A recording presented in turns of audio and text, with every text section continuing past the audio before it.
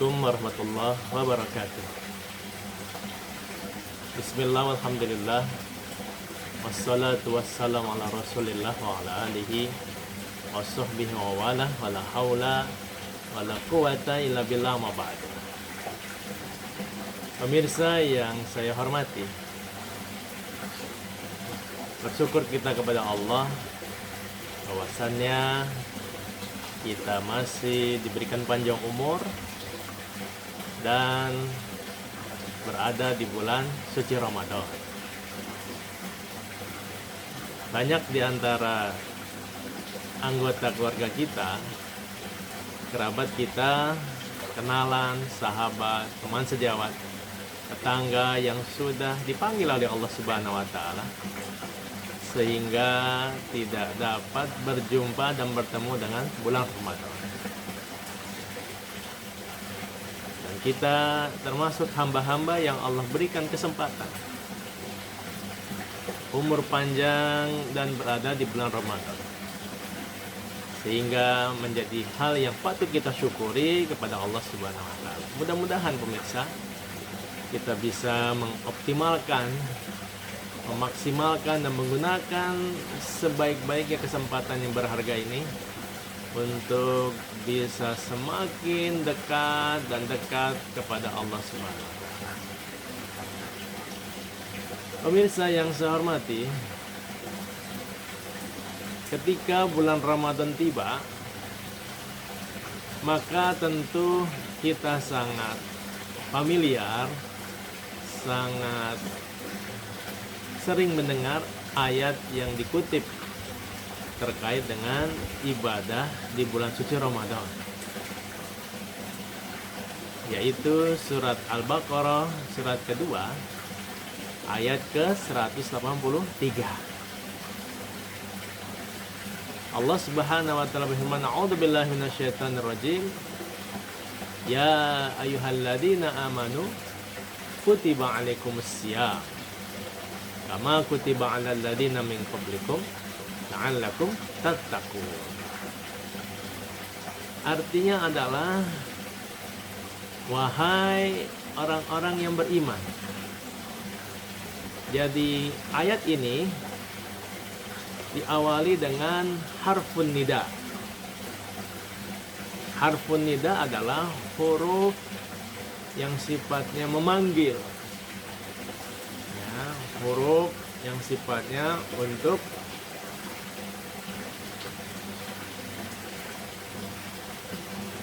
mengajak melalui suara ataupun dalam bentuk panggilan yang lantang. Jadi harfun nida yang diawali dengan huruf ya itu datang dari Allah Subhanahu wa taala kepada subjek-subjek yang Allah kehendaki. Di dalam bahasa Arab kita temui harfun nida atau huruf nida itu ada 7 atau ada yang mengatakan 8. Nah, harfun nida a, harfun nida ai, harfun nida haya, harfun nida aya, harfun nida a, harfun nida ai, harfun nida ya, dan harfun nida wa.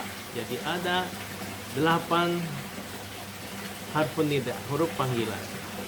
Namun yang digunakan oleh Allah Subhanahu wa taala di dalam Al-Qur'an yaitu yang diawali dari kata ya.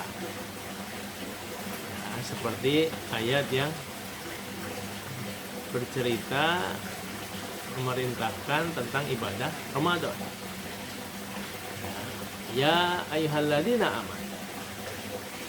Jadi harfun nidanya menggunakan kata ya. Allah Subhanahu wa taala menggunakan harfun nida ya tentu memiliki tujuan yang dalam dan tujuan yang sangat jelas, yang hanya Allah Subhanahu wa taala mengetahuinya mengapa menggunakan harfun nida ya. Namun kalau Menurut para ahli, alasan mengapa Allah menggunakan harfun nida, ya, karena ia merupakan huruf asal dalam konteks nida. Itu alasan pertama. Jadi huruf asal dalam konteks nida itu menggunakan ya. Ya. Yang kedua, harfun nida itu yang menggunakan huruf ya merupakan harfun nida yang digunakan untuk munada yang dekat. Nah, jadi untuk panggilan-panggilan yang dekat. Dan kemudian alasan ketiga, karena memang harfun nida menggunakan huruf ya ini adalah yang paling masyhur di kalangan orang Arab. Dan yang keempat, harfun nida itu digunakan karena dia bisa mencakup munada, panggilan yang dekat, yang sedang ataupun yang jauh. Nah, ya, jadi pemirsa, kita dapati di dalam Al-Quran harfun nida atau huruf nida, huruf panggilan yang digunakan oleh Allah Subhanahu wa taala adalah menggunakan ya, seperti ayat Al-Baqarah 183 ini. Ya ayyuhalladzina amanu. Dalam Al-Quran kita temui Allah memanggil beberapa subjek yang berbeda. Yang pertama tadi, ya ayyuhalladzina amanu, wahai orang-orang yang beriman. Tetapi di ayat yang berbeda Allah memanggil ya ayyuhan nas, wahai manusia. Di ayat yang lain juga Allah menggunakan panggilan ya ayyuhal muzammil, ya, wahai orang-orang yang berkemul, berselimut. Atau di ayat yang berbeda ya ayyuhal muddatsir. Atau di ayat yang lain ya ayyuhan nabi, ya ayyuhar rusul. Dan ada juga ya ayyuhal kafirun. Nah, jadi setelah panggilan harfun nida, maka subjek yang dipanggil itu bisa berbeda-beda. Untuk kasus ayat Al-Baqarah 183, ya ayyuhalladzina amanu, maka ini kalau kita lihat di dalam Al-Quran, kita temui pada 89 tempat dengan objek perintah yang berbeda-beda. Nah, jadi ya ayyuhalladzina amanu di Al-Quran itu kita temui pada 89 tempat, 89 ayat dengan objek yang berbeda. Kalau ya ayyuhan nas kita dapati di 20 tempat atau 20 ayat yang berbeda. Ya ayyuhan nabi itu di 13 tempat atau 13 ayat yang berbeda. Jadi masing-masing Allah gunakan dengan panggilan ya harfun nida. Wahai alladzina, orang-orang yang aman, yang beriman. Jadi panggilan ayat Al-Baqarah 183 ditujukan kepada orang yang beriman. Orang yang beriman kepada Allah Subhanahu wa taala dan kepada Nabi Muhammad SAW. Maka tentu yang akan memperhatikan perintah di dalam ayat ini hanyalah orang-orang yang beriman.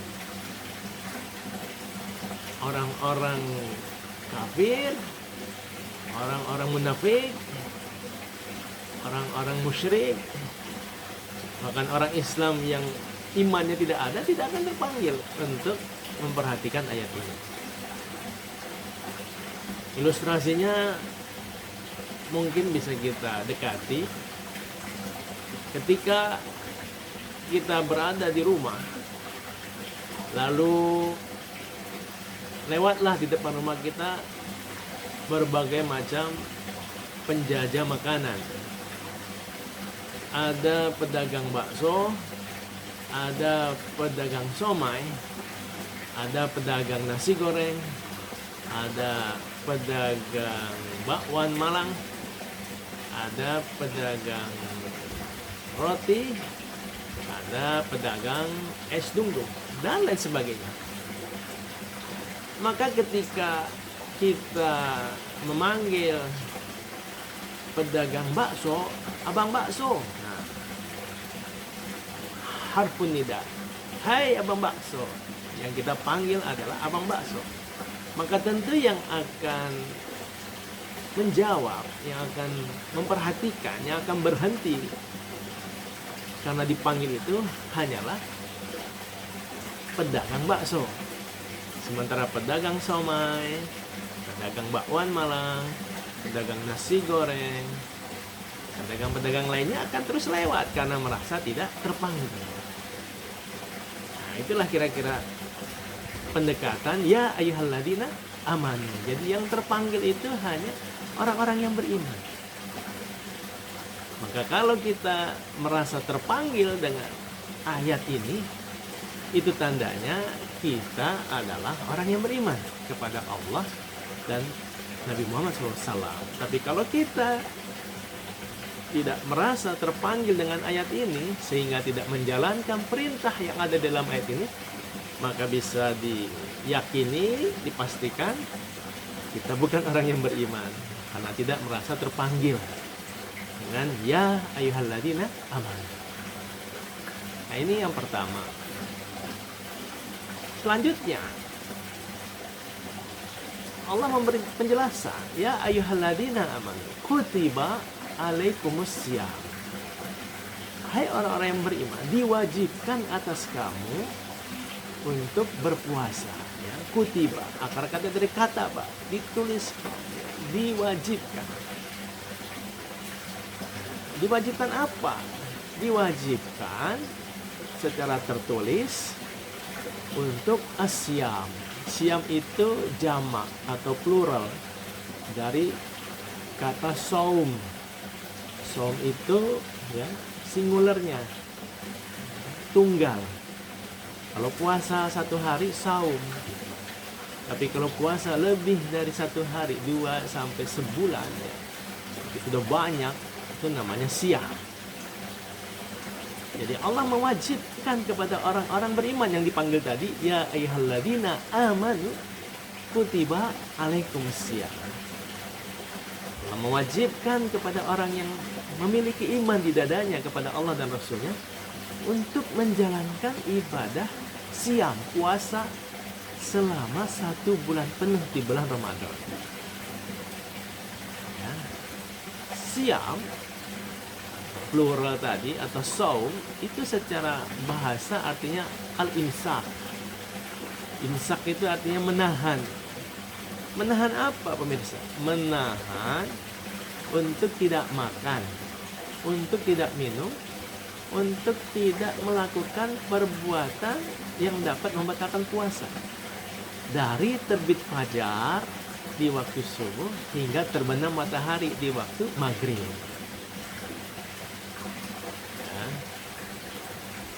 Dengan niat ibadah kepada Allah Subhanahu wa taala. Jadi di sini kata kuncinya jelas. Ya, tidak makan, tidak minum, tidak melakukan perbuatan yang membatalkan puasa seperti hubungan suami istri di siang hari. Dari terbit fajar hingga terbenam matahari dengan niat ibadah kepada Allah. Ya, itulah puasa pemirsa. Jadi Allah wajibkan kepada orang beriman untuk berpuasa. Tentu puasa ini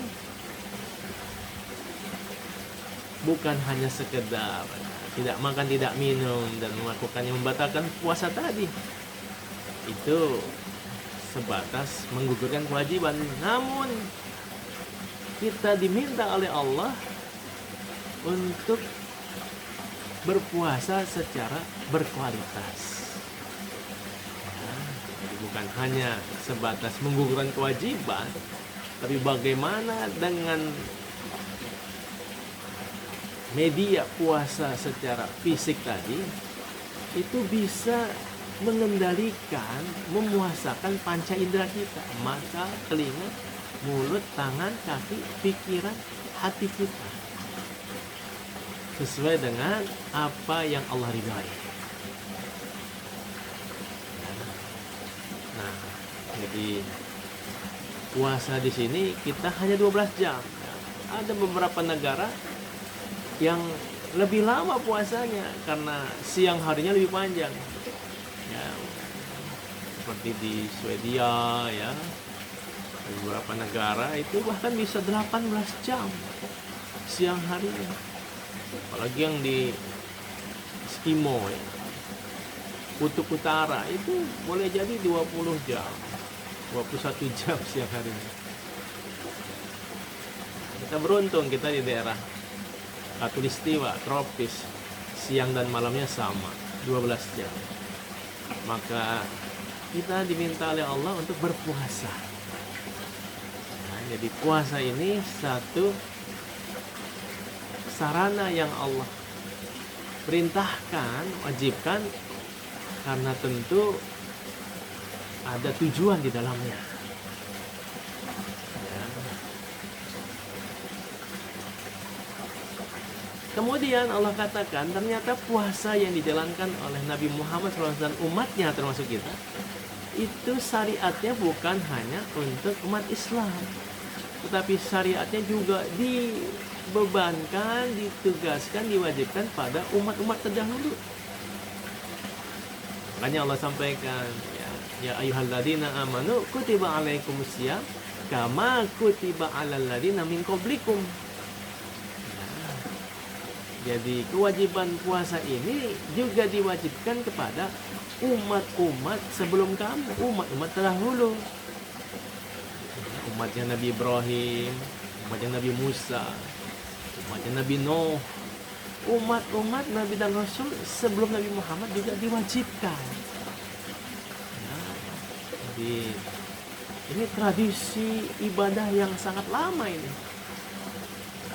Tradisi yang bukan hanya baru di masa Nabi Muhammad SAW tahun 610 Masehi ya, atau sekitar 1400 tahun, tetapi jauh lebih tua lagi.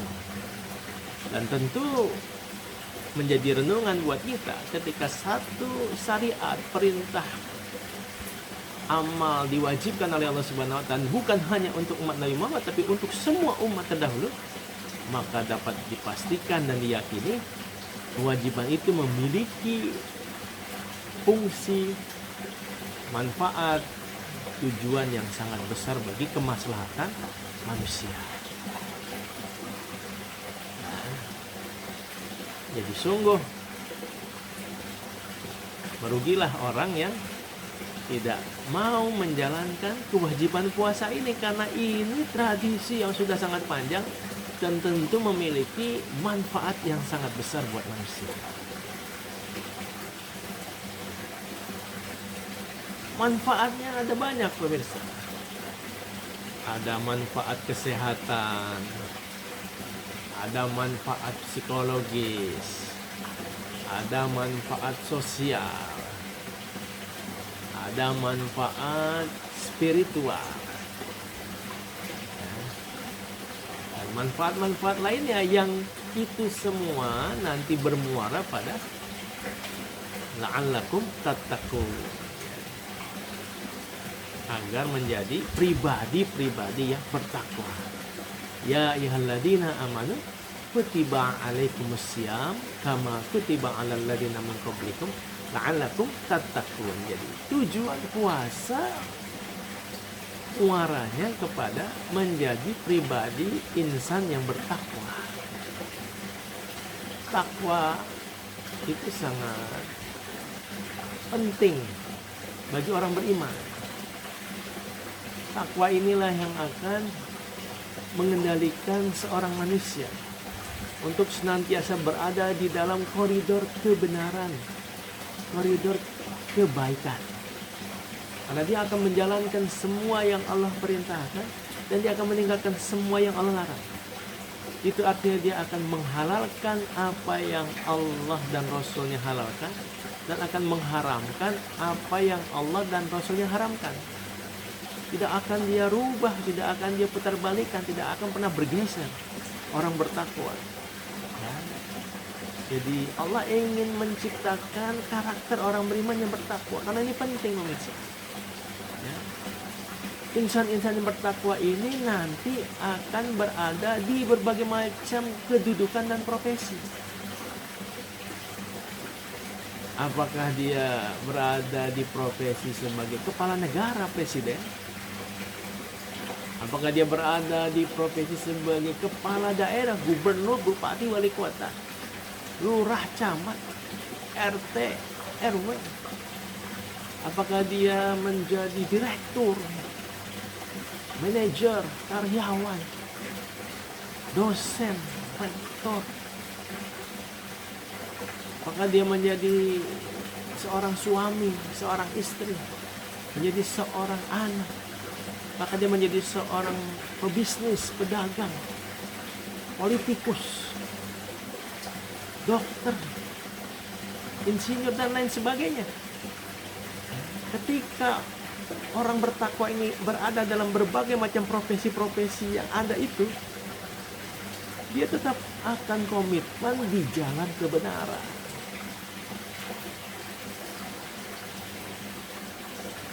Problem terjadi ketika takwa tidak ada. Maka ketika orang Islam berada dalam berbagai macam profesi dan dia tidak memiliki sifat takwa, maka yang terjadi dia akan melakukan perbuatan dosa dan maksiat, menghalalkan segala cara untuk mengikuti hawa nafsunya dengan kedudukan profesi yang ada pada dirinya, dan ini berbahaya. Jadi Allah ingin menciptakan insan-insan yang bertakwa agar ketika dia menempati kedudukan yang Allah amanahkan kepada dia di pundaknya nanti dalam berbagai macam profesi, maka pakaian takwa tidak akan pernah lepas dari dirinya. Allah sampaikan dalam Al-Quran, walibasut taqwa dzalika khair. Dan sebaik-baik pakaian adalah pakaian takwa. Hari ini kita dapati banyaknya berbagai macam dosa dan maksiat yang dilakukan oleh orang Islam dalam segala macam profesinya, dikarenakan dia tidak memiliki pakaian takwa.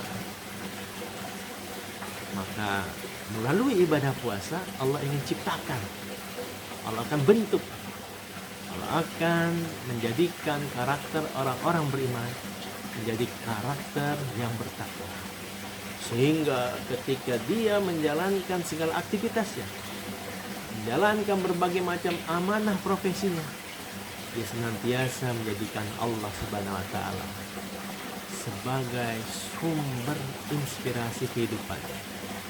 Menjadikan Nabi Muhammad SAW sebagai sunnah hasanah, qudwah hasanah, tauladan dalam hidupnya. Tidak akan pernah dia lepas, karena memang takwa sudah ada di dalam dadanya. Mudah-mudahan puasa kita tahun ini bisa kita jalankan dengan sebaik-baiknya dan membentuk pribadi insan yang bertakwa, sehingga ketika kita diberikan amanah oleh Allah dalam berbagai macam bentuk amanah yang ada, dari yang kecil sampai yang paling besar, kita akan selamat mengelola, membawa amanah tersebut, sehingga ketika kita nanti berjumpa dengan Allah di padang mahsyar, Allah ridha kepada kita, lalu Allah kemudian mengampuni segala dosa kekeliruan kita, Allah berikan rahmatnya, dan kita dimasukkan ke dalam surganya Allah Subhanahu wa Ta'ala. Subhanallah. Mudah-mudahan kita semua diterima amal ibadahnya di bulan Ramadan dan menjadi insan yang bertakwa, diselamatkan dari segala macam perbuatan dosa maksiat, dijauhkan dari siksa kubur dan siksa api neraka, dan kelak dimasukkan ke dalam surganya Allah Subhanahu wa Ta'ala. Demikian wasiat yang dapat disampaikan, mudah-mudahan bermanfaat. Dari saya Al-Fakir, wa amatu bil yatim. Wabillahi taufiq wal hidayah wa minkum. Assalamualaikum warahmatullahi wabarakatuh.